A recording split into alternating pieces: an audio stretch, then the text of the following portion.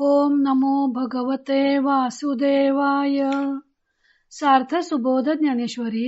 लेखन व वाचन सौ मनीषा भास्कर अभ्यंकर, महाराष्ट्र, मिरज 416410. अध्याय 13वा. क्षेत्र क्षेत्रज्ञ योग. ज्ञानलक्षणे भाग 42. अनासक्ती. ओव्या आहेत 593 ते 602. ज्ञानदेव पुढील ज्ञानलक्षणांचे स्पष्टीकरण करत आहेत. तरी जो या देहावरी उदासू ऐसिया परी उखिता जैसा बिढारी बैसला आहे. तर बिराडी बसवलेला वाटसरू जसा त्या बिराडाविषयी उदास असतो, तशा प्रकाराने जो स्वतःच्या शरीराविषयी उदास असतो. का वृक्षाची सावली वाटे जाता मिनरी, घरावरी तेतुली आस्था नाही. अथवा वाटेने जात असता मध्येच प्राप्त झालेल्या झाडाच्या सावलीवर ज्याप्रमाणे आस्था नसते.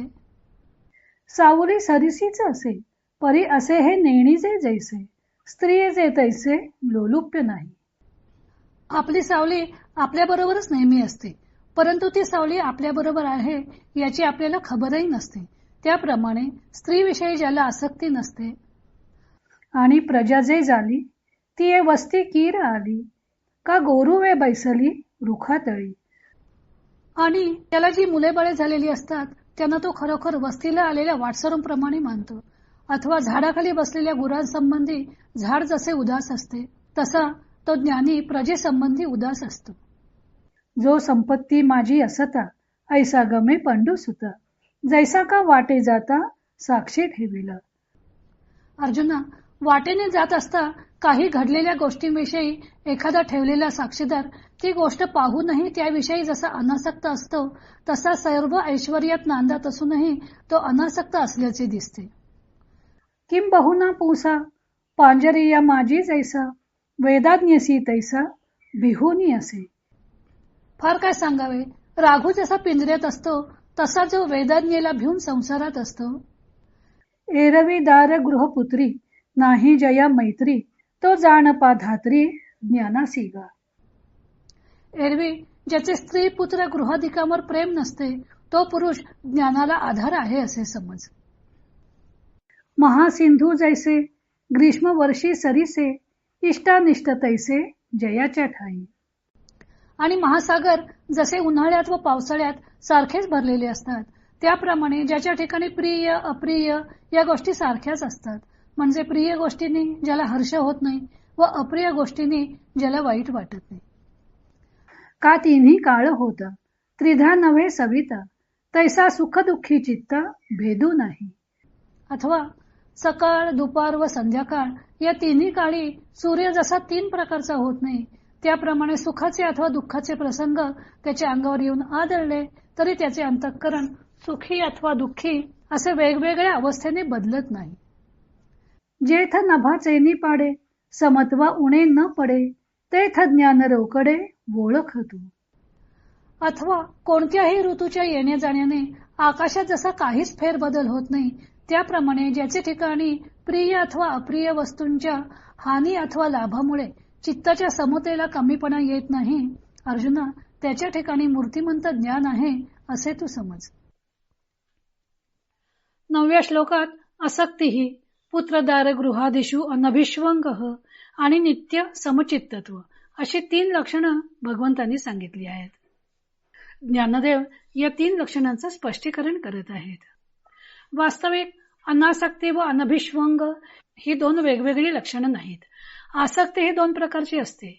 एक देहाविषयी आणि दुसरी म्हणजे कांता पुत्र धन गृह इत्यादिकांविषयी. ज्ञानदेव प्रथम देहासक्तीबद्दल सांगतात. एखादा वाटसरू एखाद्या धर्मशाळादी वसतिस्थानात किंवा एखाद्याच्या घरी राहिला तर त्या घराबद्दल त्याला आसक्ती वाटत नाही, कारण त्याला हे माहीत असतं की आपण इथं थोड्या काळासाठी राहणार आहोत, हे आपलं कायमचं निवासस्थान नाही. ज्ञानी मनुष्याला तितकीच ममता आपल्या देहाबद्दल वाटत असते. तो हे जाणून असतो की आपण या देहात कायमचे राहायला आलेलो नाही. जन्म 2 दिवसाची वस्ती कोठेतरी करावी असं समर्थांनी म्हटलेलं आहे. आयुष्य क्षणभंगुर आहे, येथून एक ना एक दिवस निघून जायचंय. राजा असो रंक असो कोणीही येथे कायमचा राहणार नाही. मग या देहामध्ये जे 2-4 दिवसाकरता बिरड म्हणलेलं आहे, त्या बिरडाविषयी कशाला ममता ठेवायची. त्याचं कारण उघड आहे की देहावरील आसक्ती मनुष्याला आपलं ध्येय जे परमेश्वर प्राप्ती ते गाठू देत नाहीच, पण परत परत जन्ममृत्यूंच्या फेऱ्यात अडकवते. त्यामुळे ज्ञानी मनुष्य देहाविषयी आसक्ती बाळगीत नाही. दारपुत्र गृहादिषु अनभिष्वंग, पत्नी पुत्र घर याविषयी अनासक्त असं भगवंतांनी सांगितलेलं आहे. ज्ञानी मनुष्याला जशी देहाबद्दल आसक्ती नसते त्याप्रमाणे तो पत्नीविषयी आसक्ती ठेवत नाही. त्यासाठी ज्ञानदेव सावलीचं उदाहरण देतात. चालत असताना उन्हानं भागल्यामुळं वाटसरू एखाद्या झाडाच्या सावलीचा आश्रय घेतो. थकवा कमी झाला की निघून जातो, पण सावलीनं आपल्याला आश्रय दिला म्हणून त्या सावलीतच अडकून पडत नाही.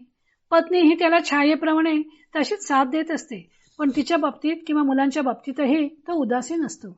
याचा अर्थ तो आपल्या कर्तव्याला चुकतो असा नव्हे, तर त्यांच्याबद्दलच्या आसक्तीचा तो त्याग करतो. कारण आसक्ती आली की तिथं परत फेडीची काहीतरी फळ मिळण्याची आशा निर्माण होते. तसेच दैवयोगाने संपत्ती प्राप्त झाली तरीही ज्ञानी मनुष्य तिच्यात आसक्त होऊन राहत नाही. वाटेत दिसलेल्या गोष्टी वाटसरू जशा अलिप्तपणे पाहतो त्याप्रमाणे तो अलिप्त असतो. वेदशास्त्रांनी जी काही आज्ञा दिली असेल त्या आज्ञांचा तो भंग करत नाही. ते बंधन तो एखाद्या पिंजऱ्यातल्या पोपटाप्रमाणे पाळतो. पिंजऱ्यातला पोपट जसा स्वैर विहार करू शकत नाही त्याप्रमाणे ज्ञानी सुद्धा स्वैराचारी होत नाही. तो जणू काही वेदाज्ञेच्या पिंजऱ्यातच राहतो. अशा प्रकारे दारा पुत्र वित्त गेह या सर्वांच्या बाबतीत ज्ञानी अलिप्त असतो. चित्ताची समता म्हणजे सुख दुःखी चित्ता भेदू नाही, ती त्यांनी 3 दृष्टांतातून स्पष्ट केलेली आहे. चित्ताची समता म्हणजे सुखदुःखादी सर्व प्रसंगी मनाचा समतोल राखणे. उन्हाळा आला की नद्यांचे पाणी आटून जाते, पण समुद्रातील पाणी सारखंच भरलेलं असतं. ते कमी होत नाही अथवा जास्तही होत नाही. सकाळ असो दुपार असो वा संध्याकाळ असो, सूर्य सर्व वेळी एकाच प्रकारचा असतो. तो काही त्रिधा होत नाही. आता सकाळी दुपारी आणि संध्याकाळी सूर्याच्या किरणांची उष्णता व प्रकाश जो वेगवेगळा दिसतो तो पृथ्वीच्या फिरण्यामुळे होत असतो. असा सूर्याकडे 3 प्रकारचा प्रकाश नाही. तसेच आकाश सुद्धा दिवस असो रात्र असो किंवा कोणताही ऋतू असो, मेघ असोत किंवा नसोत ते तसंच असतं. त्याच्या स्वरूपात काही बदल होत नाही, ते तसेच अविचल राहते. त्याप्रमाणे ज्ञानी मनुष्य सुद्धा सुख दुःख मान अपमान लाभ हानी इष्ट अनिष्ट प्रिय अप्रिय वगैरे सर्व बाबतीत कोणताही प्रसंग आला तरी स्थिरचित्त असतं.